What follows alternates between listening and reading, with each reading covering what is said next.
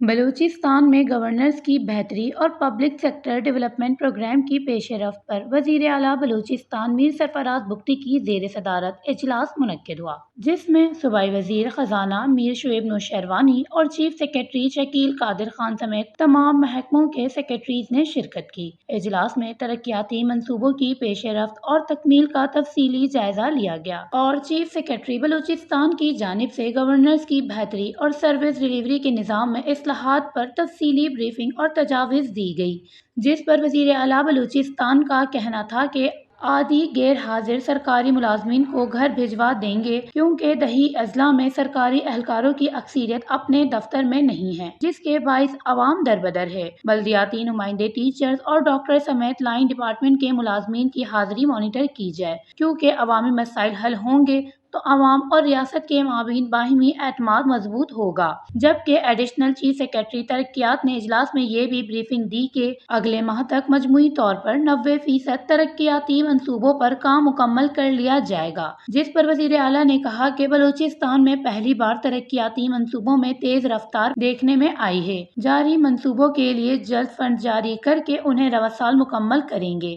Funds میں تاخیر منصوبوں کی لاگت بڑھاتی ہے، ایسے مسائل کا تدارک ضروری ہے، اور انہوں نے حکم دیا کہ سست روی کا شکار کمپنیوں کو بلیک لسٹ کیا جائے، کیونکہ پالیسی دینا حکومت کا کام ہے اور عمل درآمد کرنا آفیسرز کی ذمہ داری ہے۔ وزیر اعلیٰ نے ہدایت دیتے ہوئے کہا کہ عوام کی سہولت کے لیے سرکاری سطح پر معیاری پبلک ٹرانسپورٹ کا نظام جلد لایا جائے، مانگی ڈیم کا منصوبہ جلد مکمل کر کے آبی ترسیل شروع کی جائے، کیونکہ آئندہ مالی سال کا بجٹ عوامی ضروریات سے ہم آہنگ ہوگا۔ انہوں نے پیغام دیتے ہوئے کہا کہ ماضی کے منفی روایت دفن اور کوئی اسکیم چوری یا فروخت نہیں ہوگی۔ وش نیوز، کوئٹہ، بلوچستان۔